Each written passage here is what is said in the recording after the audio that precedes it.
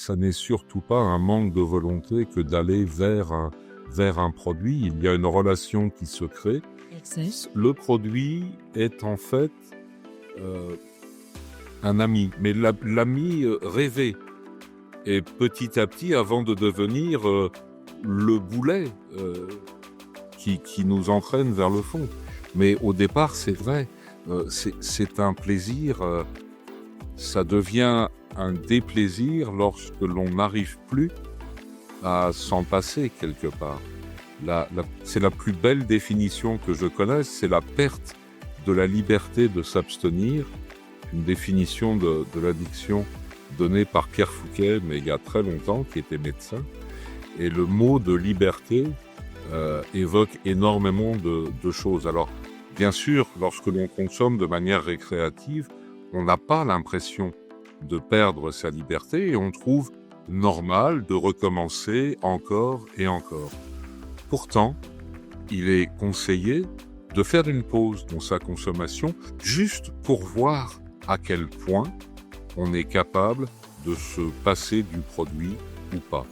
Et je ne parle pas d'une pause de 24 heures, je parle d'une pause significative dans sa consommation. Bonjour à toutes, bonjour à tous. Bienvenue à ce nouvel épisode de Balado intitulé Voix libre. Voix libre pour la santé mentale des jeunes. Pourquoi? Parce que parler peut tout changer. Parce que libérer la parole, libérer des témoignages peuvent transformer des vies. Aujourd'hui, nous allons aborder le thème « Ce n'était qu'un joint » jusqu'à ce que ça parte en vrille. Je suis accompagnée de Hervé Kerkrete avec qui nous allons aborder la thématique. Bonjour Hervé. Bonsoir Prisca, bonsoir à toutes et à tous, et merci de me recevoir. Moi, je suis connecté depuis Paris. Ça y est, je suis rentré à Paris, donc je suis parisien. C'est un plaisir d'avoir un Parisien avec nous sur cette thématique aujourd'hui. Alors, qui est Hervé Kerkrete? Alors, Hervé est un patient expert, c'est-à-dire un ancien usager de substances psychoactives qui est passé par le soin, c'est-à-dire, il est d'abord passé par ce n'était qu'un joint, et puis c'est parti en vrille. C'est parti en Voilà. vrille. Et ça n'arrive vraiment pas qu'aux autres. Ça, moi, je ne m'y attendais pas. Ça n'est pas un choix. Et je me suis retrouvé en vrille. Et il a donc fallu que je parte vers le soin, donc un sevrage, puis une psychothérapie, puis la fréquentation de groupes de parole. Et puis, à partir de là, le sujet m'a intéressé. Je me suis demandé comment transmettre, comment prévenir, comment faire en sorte que d'autres ne suivent pas mon chemin, parce qu'on pense toujours que nous, c'est pas pareil, on est tranquille, on est safe, et pas du tout. C'est pas vrai, ça marche pas comme ça. Et je suis donc devenu, c'est mon activité aujourd'hui, préventeur dans les conduites addictives, dans tous les milieux. Voilà.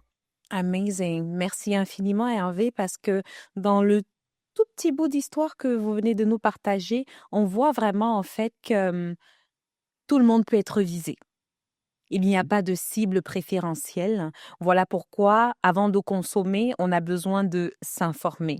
On ne dit pas non à la consommation, mais en fait, s'éduquer autour de la consommation nous protège mieux, en fait. Tout à fait. Ah, C'est ce que l'on va voir ensemble. Merci. c'est Christian. parfait, c'est parfait. Alors Hervé, la consommation récréative et la consommation addictive. J'imagine qu'au début, vous vouliez peut-être faire comme les autres. Dépendamment de l'âge aussi, on sait que pour un jeune, c'est très important le sentiment d'appartenance. Je veux appartenir à un groupe d'amis et il y a des comportements rattachés à ce groupe-là que lorsqu'ils ne sont pas posés par tout le monde, on se sent un peu laissé pour compte, écarté du groupe.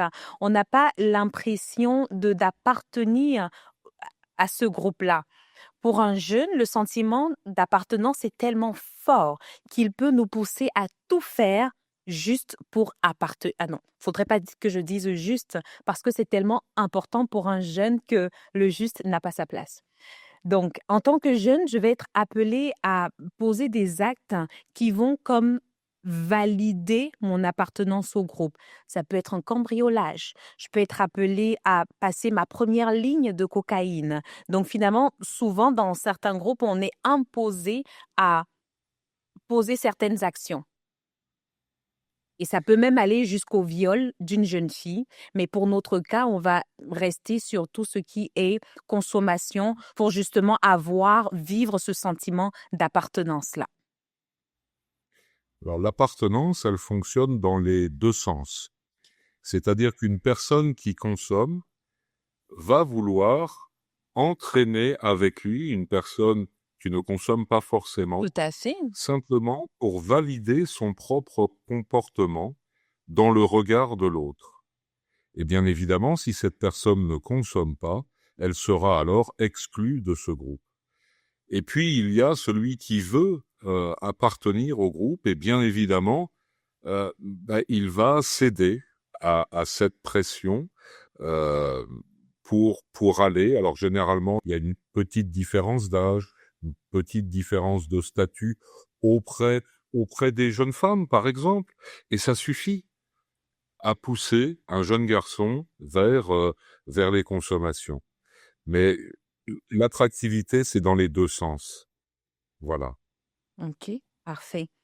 Donc, lorsqu'on a parlé tout à l'heure du sentiment d'appartenance, on a aussi évoqué le fait que il y a la consommation récréative, il y a la consommation addictive. Au travers de la consommation récréative, je vais le prendre vraiment dans un cadre social, sortir prendre un verre entre collègues, entre amis ou être en famille autour d'un verre aussi. Par contre, la consommation addictive, c'est vraiment, j'ai plus besoin qu'il y ait des gens autour de moi pour consommer. Et même parfois, je préfère être seule pendant cette consommation. Je préfère être seul parce que quelque part, je n'ai plus besoin du regard de l'autre. Au contraire, il me gêne Il me parce que juge. ma consommation Tout à est fait. devenue une consommation pathologique. Exact. Bon, au départ, la consommation festive, il y a une occasion, on se réunit entre amis et on va tester un produit en connaissance de cause. Attention, il n'y a pas de consommation festive si les personnes ne sont pas au courant de ce qu'il y a à disposition. Ça Exactement. peut être dans des gâteaux. Et attention, ça c'est extrêmement dangereux. Ensuite, il va y avoir, quand une expérience nous plaît, la volonté de répéter cette opération. Exactement. Et donc, on va répéter plusieurs fois le fait de consommer, et puis notre cerveau va commencer à s'habituer. C'est le phénomène de tolérance. Et lorsque mon cerveau s'habitue à quelque chose, eh bien, j'ai besoin d'augmenter les doses et les fréquences. Tout à fait. Et en augmentant les doses et les fréquences, eh bien, je vais Je deviens de rechercher moins en moins toujours- tolérant. Mais les effets sont de moins en moins là. Par contre, la frustration de ne pas avoir ces effets va apparaître et petit à petit gagner du terrain. Mhm. C'est ce J'ai qui besoin va de monter doses à plus ce fortes. moment-là dans une certaine forme de dépendance.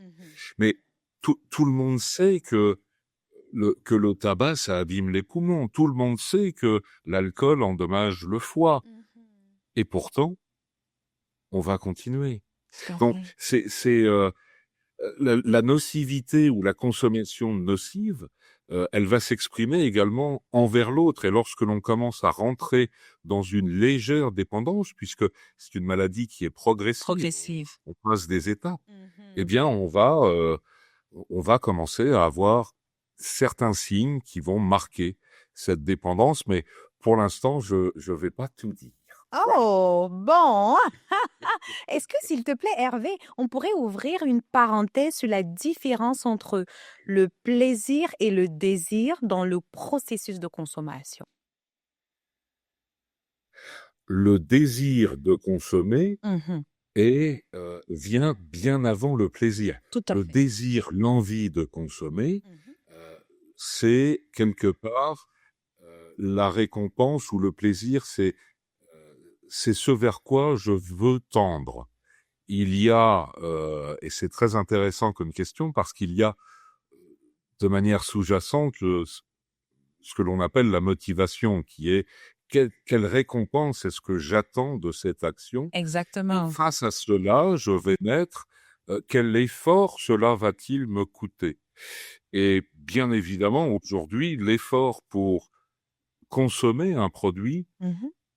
il est très faible. Le plaisir ou la sensation que je mets de manière parfois fantasme, hein, je ne sais pas, et je vais tester, mais un tel et un tel m'en ont dit du bien, est extrêmement importante.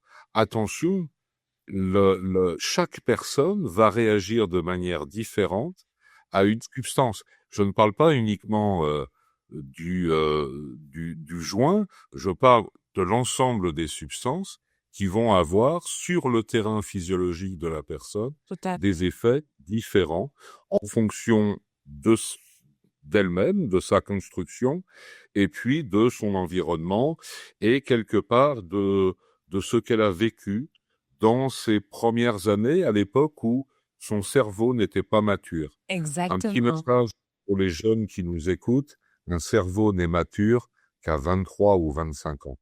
Voilà. Parfait.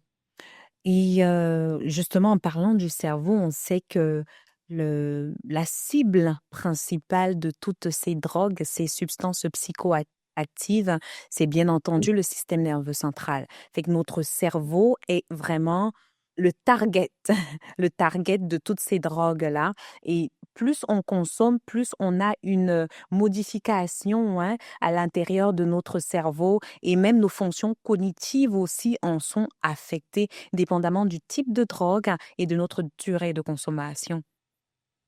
Tout à fait. Alors, on va pas rentrer dans les détails de chaque produit, mais effectivement, un certain nombre de produits vont détruire, de manière plus ou moins définitive d'ailleurs, certaines fonctions cognitives, certaines fonctions physiques également. Je pense Oui, notamment au déplacement et à la marche, exact.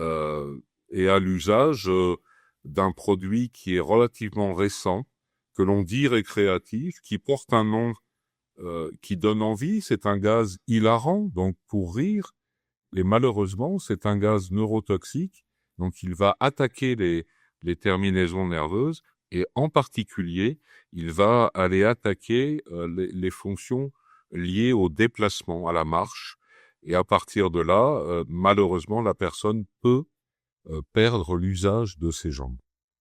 Voilà. Donc ce n'est pas que du cognitif, il y a des implications sur l'ensemble du système nerveux, donc sur l'ensemble de notre corps. Exactement. Parfait. Merci pour cette instruction, Hervé. Je suis souvent fascinée, hein, par le processus qui nous mène finalement à l'addiction. Je me souviens de ce patient que j'avais reçu qui me disait: pour moi, consommer, c'est être en conversation avec mon joint. Et finalement, la personne, il est vraiment pas pressé. Pour lui, c'était très important de me décrire toutes les étapes de la conversation. Tenez par exemple, j'aimerais ça vous dire ce qui s'est passé entre la conversation que j'ai eue avec une amie. Je vais vous dire qu'elle est arrivée, elle était habillée de telle façon, nous avons parlé de ci, de ça, elle m'a dit qu'elle venait juste de graduer et tout cela. Alors, lorsqu'on superpose avec quelqu'un qui prend plaisir à consommer, il a toutes ces étapes-là à vous dire. Il vous explique finalement comment il choisit son papier. Il vous explique ce qui se passe dans sa tête pendant qu'il enroule son papier. Le fait de passer son papier sur sa langue, comment de lécher son papier pour pouvoir finalement le sceller, c'est tout un processus significatif pour la personne. Comment il roule, comment il scelle, comment il j'avais vraiment l'impression que nous étions en conversation là. Il me décrivait de la même manière que moi je vous décris la conversation que j'ai avec une amie qui m'expliquait qu'elle vient de graduer et tout cela. Il m'explique la conversation qu'il a avec un ami, c'est-à-dire sa substance de choix.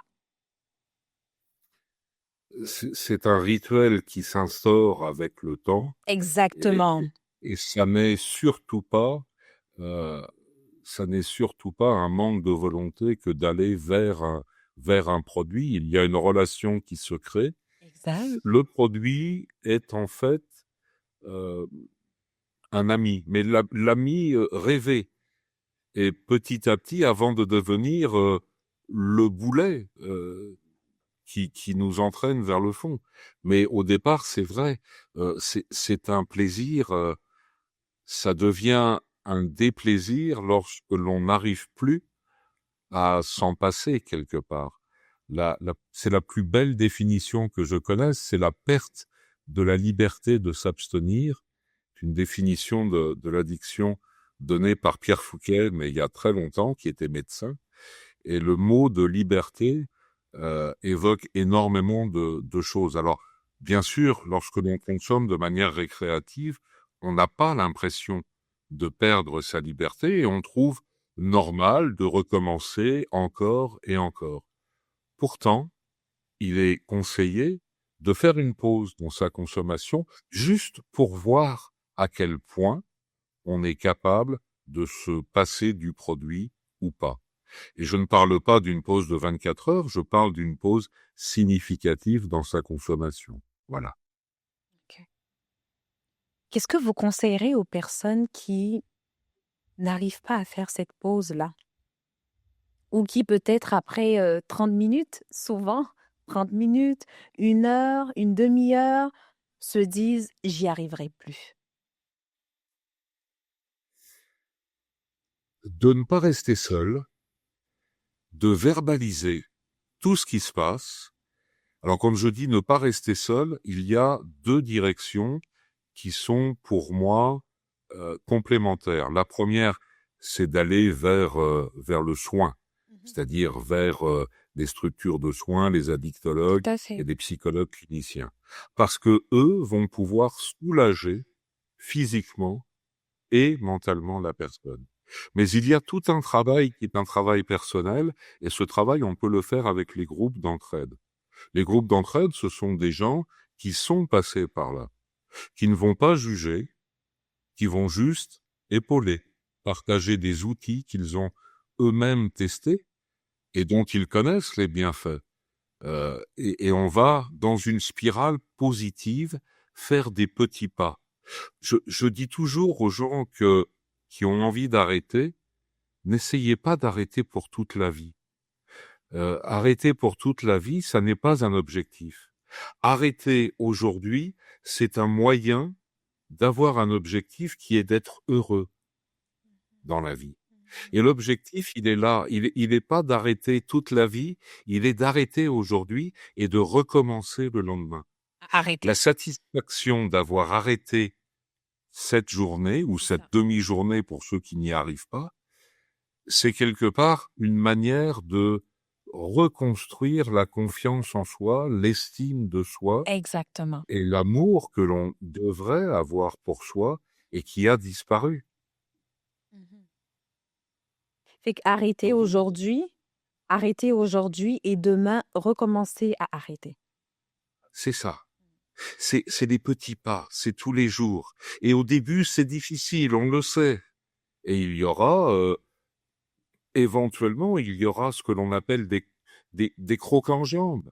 C'est-à-dire, il y aura des journées plus difficiles que d'autres, mais on va se remettre à l'ouvrage. C'est moins difficile de se remettre à l'ouvrage en pensant à ce laps de temps d'une journée et au plaisir de ne pas avoir consommé juste aujourd'hui. Tout à Voilà. fait. Il est très grand le sentiment de gratification derrière le fait de se dire waouh, j'ai pu faire 1 heure sans consommer. Ce n'est pas que les signes, les tentations n'étaient pas là, mais on se rend compte qu'on est capable de le faire. Et ça nous donne envie de passer au lieu de 1 heure à 1 h et 5 minutes, 1 h et 10 minutes, parce que ce processus prend du temps. Il prend beaucoup de motivation, il prend beaucoup de courage aussi. C'est pour ça qu'il est très important à ce moment-là, dans son voyage de sevrage, de s'entourer de personnes qui nous encouragent et qui nous motivent, mais pas qui vont nous répéter sans cesse, tu n'y arriveras pas, tu n'es qu'un ivrogne, tu ne pourras pas le faire. Surtout pas. La motivation se construit sur des éléments positifs. Notre cerveau comprend les éléments positifs. Donc il faut jouer la positivité. Ça ne sert à rien de reprocher une attitude à une personne, il le sait. Par contre, lui dire qu'on l'aime malgré tout, lui dire que il va s'en sortir, c'est un soutien qui est nécessaire pour lui. Tout à fait. Merci Hervé. Et alors, s'il faudrait se recentrer sur vous, à quel moment c'est parti en vrille et quels sont les signes qui vous ont montré que c'était parti en vrille, ou alors c'est votre entourage qui vous a fait remarquer que tout était parti en vrille? Alors le fait d'être parti en vrille, je l'ai vu après. J'ai bien évidemment entendu mon entourage me dire que je consommais trop, mais lorsque on dit mais tu consommes trop, le réflexe est de dire mais non, et ça met un terme à la discussion. C'est pas la bonne approche. OK. La bonne approche, c'est de rester factuel et de dire par exemple à une personne je suis triste de voir que tu as encore éraflé ta voiture en rentrant hier soir, après ton dîner. Et là, il y a un lieu, il y a un moyen, il y a un temps et il y a une action. C'est pas la peine de lui dire que c'est dû à l'alcool. La personne ou à autre chose. La personne va faire le lien elle-même. C'est ça, pouvoir accompagner avec bienveillance la personne. Tout à fait. Parce que Ça n'est pas lui reprocher ce qu'elle a mis en place et qui n'a pas fonctionné pour échapper à autre chose. Alors, exactement. moi, je m'en suis aperçu trop tard. J'ai eu des difficultés, à la fois dans ma vie personnelle et professionnelle, qui ont fait que ce que je consommais est passé de la consommation récréative et plaisir à la consommation pour aller mieux. Et à chaque fois que je consommais, je me sentais mieux. Mais si je me sentais mieux, je n'ai pas réalisé que sans cette consommation, je n'étais pas bien et qu'il aurait fallu que je consulte à ce moment-là. Donc j'ai laissé passer beaucoup de temps et bien évidemment, les problèmes s'amplifient lorsqu'on ne Tout fait à rien. fait. Et je crois que j'ai été jusqu'au bout. C'est-à-dire que lorsqu'on n'arrive plus à vivre ni sans le produit, ni avec le produit, parce qu'on se rend compte des dégâts qui ont été occasionnés, il n'y a pas beaucoup de solutions. Moi, j'ai choisi de partir vers le soin. Voilà. Mais il faut... il n'y avait pas autant de prévention qu'il existe maintenant. La meilleure des préventions vers les jeunes, c'est peut-être ce qu'il m'arrive de faire avec une communauté thérapeutique en France avec laquelle je travaille, c'est de faire livrer des témoignages de jeunes. Et ça, c'est en plus d'une information sur le processus de l'addiction et le fonctionnement du cerveau, c'est peut-être ce qui fonctionne le mieux. Voilà. Est-ce que pour un jeune, il est évident de laisser tomber un ami? Parce qu'ici, on va s'entendre, hein, la drogue devient son ami. L'alcool ou autres substances psychoactives deviennent un ami. Sauf qu'on ne se rend pas compte, souvent quand nous sommes dans des relations toxiques, à quel point la personne qu'on appelle amie est toxique pour notre santé physique et mentale. Si je prends d'un point de vue de relation humaine, laisser une relation toxique n'est pas évidente. Maintenant, quand vient l'ordre des substances psychoactives, je sais qu'à un moment donné, cette substance me procure du bien, me procure un certain plaisir. Fait que comment tu veux me dire que c'est une relation toxique? Tu sais, quand je suis dans mes highs, dans mes vibes, quand je suis dans mon trip, je me sens bien, je me sens vivre. De l'extérieur, on voit que c'est toxique pour toi, mais de manière personnelle, il ne se rend pas compte. Ou bien peut-être il se rend compte, mais pas au même niveau que nous. Ou comment on sort de là? C'est une vaste question. Elle est surtout très personnelle parce que Exact. le fait de sortir de cette solution signifie que j'accepte d'aller voir pourquoi j'ai utilisé ce produit, qu'est-ce qu'il cache.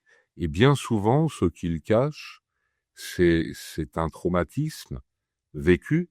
Alors, ce traumatisme, j'ai pu en être simplement témoin, j'ai pu en être victime, j'ai pu en être l'auteur, et je vis très mal avec ça. Et c'est une des raisons qui m'ont amené à consommer. Et puis, il peut y avoir la différence. Cette différence, parce que mon, mon cerveau ne ressemble pas à ce qui est convenu d'appeler la norme. Et à partir de là, moi, je le ressens.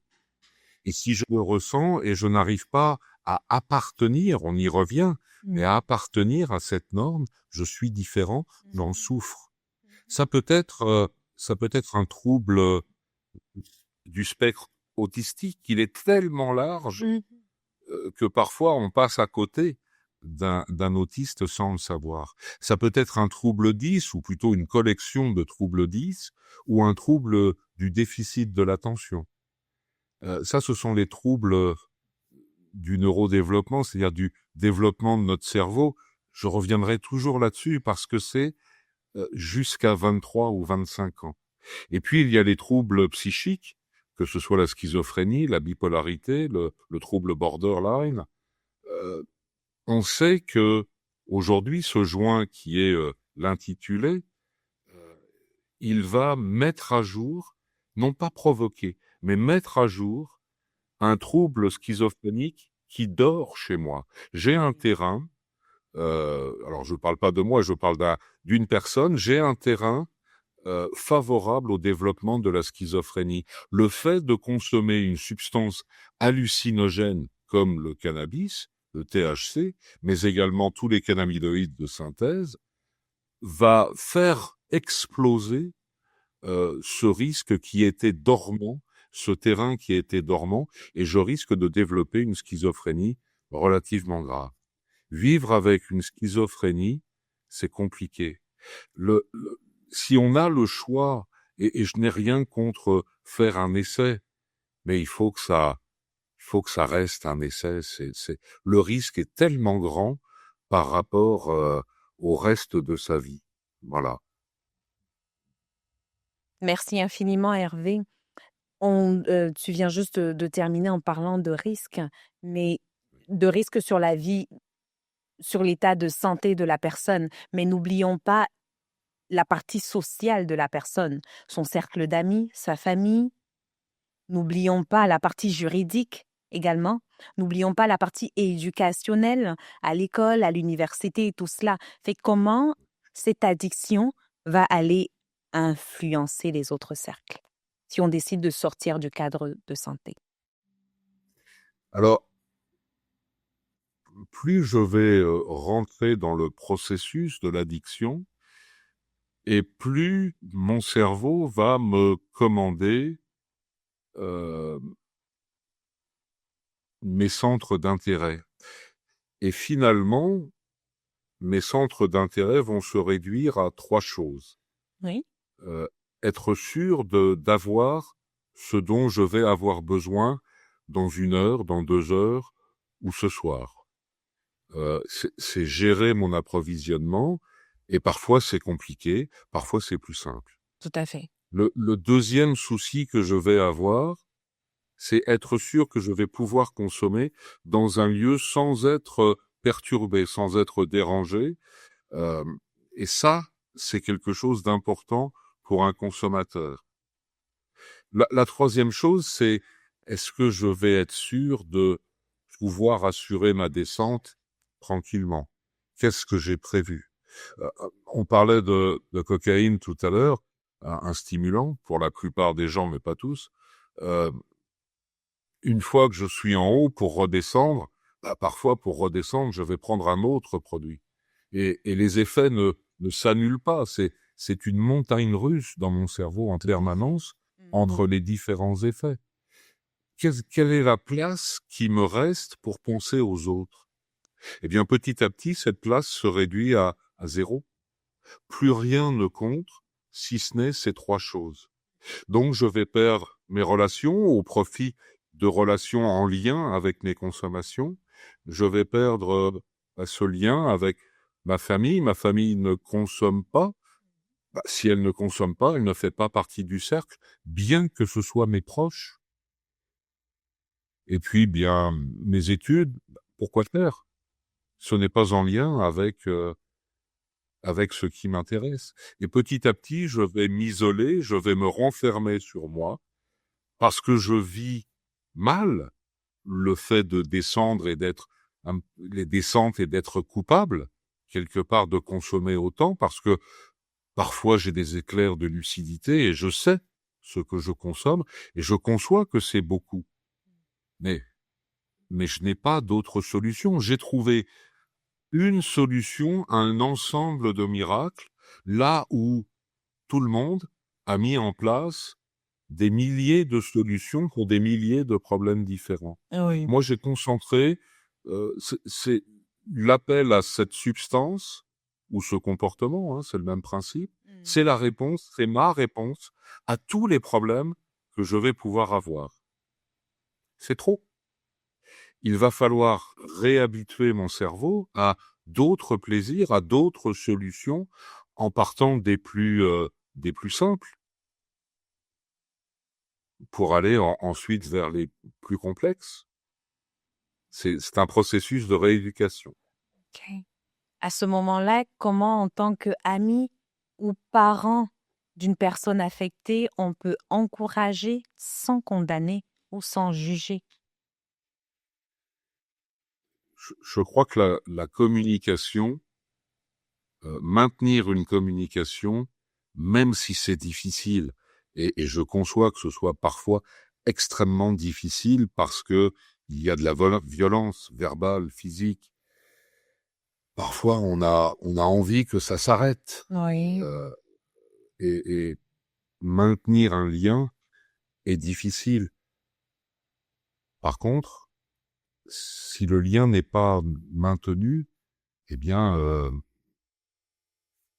ce sera encore plus compliqué. Alors, je vais modérer mon propos parce que les parents, les proches, eux aussi sont en souffrance.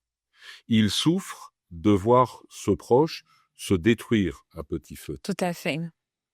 Et cette souffrance, eh bien, elle est égale à la souffrance de l'usager. Il n'y a pas. Nous avons en fait deux personnes ou un groupe de personnes en souffrance. Et quand on est en souffrance, il faut pouvoir l'exprimer. Et exprimer sa souffrance, pour moi, ça se fait auprès de professionnels de santé, parce que eux ont les mots, eux ont certaines solutions à mettre en place pour accompagner. Voilà. Les pères aussi, il y a des groupes, je parlais des groupes d'entraide tout à l'heure, il existe des groupes d'entraide pour les proches, parce qu'on a besoin de se sentir épaulé par d'autres parents, par d'autres conjoints, lorsque la personne que l'on aime est en train de se détruire, et on le voit. Voilà. Donc c'est compliqué à vivre aussi. Exactement. Comme on a mentionné tout à l'heure au début, tout le monde est à risque. Notre première consommation nous expose. Consommation en tout, alcool ou autre drogue. Notre première consommation nous expose beaucoup. Fait que, qu'est-ce que vous pensez du fait de reculer le plus possible son expérience de première consommation? Est-ce que c'est véritablement un facteur de protection? Ok. Oui, absolument. Alors, on va pas demander à la personne d'attendre que son cerveau soit mature pour consommer. Pourtant, des études scientifiques ont montré que après 25 ans, eh bien, on peut allumer une cigarette sans devenir un fumeur régulier, Mhm. euh, Mhm. parce qu'il n'y a plus le cerveau sait développer sans avoir besoin de nouvelles de nouveaux récepteurs spécifiques à la nicotine, par exemple. Donc, si on peut reculer, c'est très bien. Si on peut réduire les risques, c'est-à-dire on va alterner, on va varier les plaisirs. Il y a d'autres plaisirs que de consommer une substance. Il faut continuer à aller les chercher, ces plaisirs, même s'ils sont dans l'esprit du consommateur moindres. Ils vont protéger la personne un petit peu plus longtemps. Ok. On va réduire le risque de cette manière. Et puis, pour les gens qui sont dans les consommations d'héroïne, des consommations de cocaïne, on va faire attention à tout ce qui est risque de transmission, Mhm. risque sexuel, risque, Mhm. etc. Là, il y a vraiment beaucoup à faire. Et D'accord. ça, alors, en France, on a des structures de ce qu'on appelle de réduction des risques, Mhm. avec une politique de réduction des risques pour des gens qui sont dans l'incapacité de pouvoir arrêter tout de suite. Oui. Lorsque l'on a perdu son toit, lorsque l'on a perdu son travail, la priorité, c'est pas d'arrêter de consommer. La priorité, c'est d'avoir un toit et de quoi manger. À Exact. partir de là, on va accompagner ces personnes dans une réduction des risques. Quand on a un toit, quand on a un travail, quand on a une vie sociale, il est temps de retrouver une liberté de ne pas consommer. Mhm. Quand on a perdu tout ça, malheureusement, oui, le chemin est encore plus difficile. Mhm. Parfait. Donc aujourd'hui, en tant que parent, qu'est-ce que vous diriez à ceux qui préfèrent exposer leurs enfants le plus tôt? On a des expériences, on vit des expériences de consommation à la maison. Ici, on va vraiment regarder à toutes les classes, que ce soit des excitants, des dépresseurs ou des hallucinogènes. On va faire des muffins à base de certaines drogues, hein, parce que je veux voir, au moins en faisant ça, avec mes enfants, ils sont sous mon toit, je peux contrôler. Certes, ils n'ont pas encore 25 ans, parfois à peine 18 ans, mais j'observe et je veux leur montrer quel est l'effet, l'incidence de ces drogues-là, ces substances-là, sur leur comportement, des affaires d'eux-mêmes. C'est intéressant, c'est quelque chose qui n'est pas développé chez nous. On a bien évidemment des parents qui consomment, et puis quand on voit ses parents consommer, de toute façon, on a envie de consommer. OK. Il est clair que lorsque des parents consomment, les enfants vont valider, quand ils sont tout petits, cette consommation, et ils vont donc imiter cette consommation parce Mhm. qu'elle est validée. Mhm. Euh, je, je- Consommer avec ses enfants, c'est valider le fait que la consommation, c'est OK. Je ne sais pas jusqu'à quel point la consommation est OK pour tout le monde. OK.